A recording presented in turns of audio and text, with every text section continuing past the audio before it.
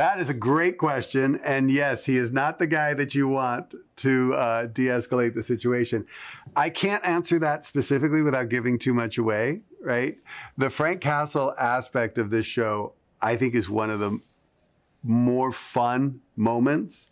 And it's exactly as you said. He is not the guy you call to de-escalate. And who calls him and why is a very big part of the story. And what he does for us in the beautiful moments he's with us says a lot. And I guess the best way of answering your question is yes, and wait and see.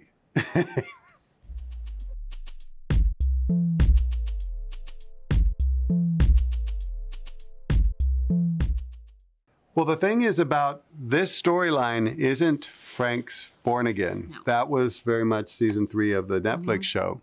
This was taking elements of, I'm a huge Frank Miller fan. Let's just start with that. And when he came to visit set, the fanboy was huge. Taking elements of the Frank Daredevil world that he built, putting in some Bendis, some Brubaker, some Charles Soule, and kind of building a new world based on the runs of those comic book artists I just mentioned, and getting into the run, it was Soule's run of Mayor Fisk. And that's not a spoiler, I guess. That is not. We thought it was, but I guess not. Okay, good. So the best way of putting it is Frank Miller did what he did beautifully with Born Again. Born Again kind of informed what was done with the Netflix shows. Born Again plus Netflix shows plus Bendis and Soule has informed what we're doing now. So it is a stew. The one thing I'll say about the Born Again series, which is, it's still one of my favorite like comic book series of all time, is that I do think there's a lot of like thematic connections. Yes, we couldn't retell the story because of season 3, but the thematic connections of like Matt Murdock being stripped away and Matt Murdock's like challenge between Daredevil and being Matt Murdock and what happens. I think that thematically really, I think that's encapsulated in this season.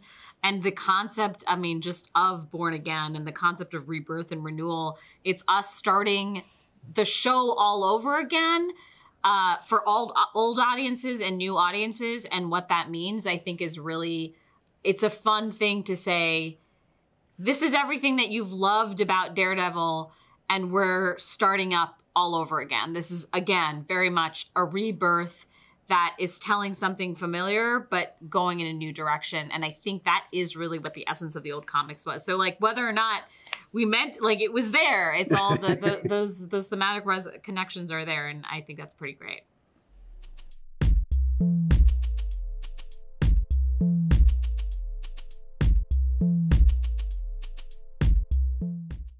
It's a good question. So as an actor, like I consider my job to be to service a story. If I decide to play it and they'll have me, then it's my job to tell that story to the best way I can, in the most exciting way, I guess, or honest way that I can. And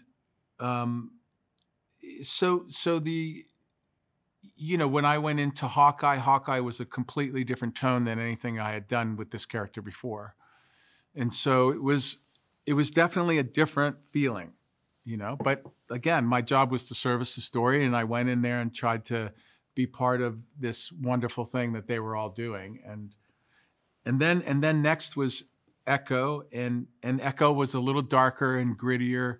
I felt that he was less a fish out of water in that kind of tone.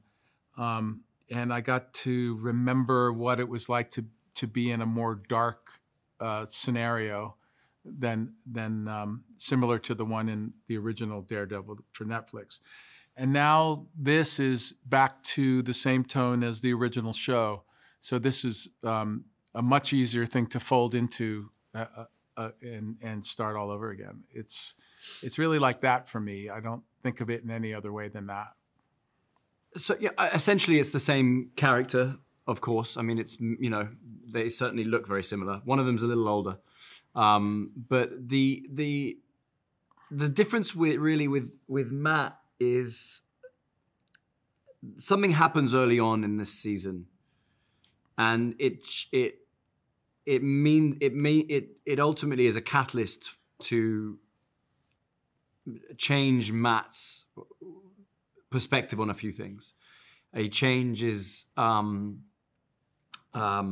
quite fundamentally how he has been operating in the world, and with that come some potentially small details, but ultimately maybe shine a light a little bit on in terms of his where he is mentally, where he is emotionally. So he is no longer working at a pro bono law firm. He's working at a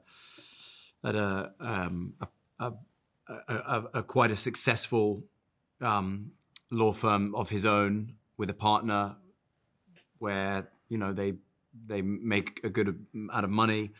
He's dressing slightly differently. He's engaging with a different type of person, maybe you might say. I think that a lot of that is a Band-Aid to cover up some feelings that he hasn't quite dealt with, hasn't really explored yet. And those feelings will come to the surface quite quickly as we get into the season.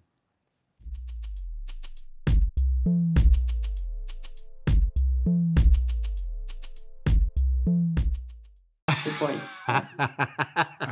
I think I think that's a very interesting question. We should do that in the show sometime. I think whatever happens, I don't think the game is concluded. Yeah, that's exactly what I was going to say. I don't think it ends in checkmate. I think something would happen before all of the pieces are on the floor. I think several moves before checkmate, the game would be over.